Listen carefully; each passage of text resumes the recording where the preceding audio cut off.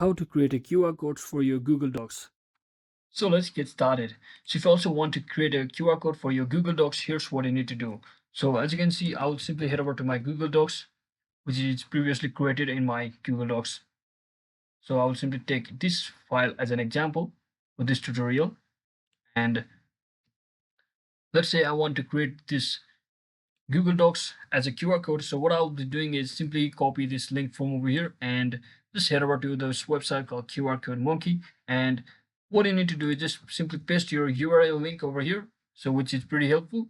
And you can just set it to its highest quality and just click on create QR code. And just like that, your new high quality QR code will be successfully generated, and you can simply download it on your device, on your computer, and you just have to wait for a few seconds for until it is being generated.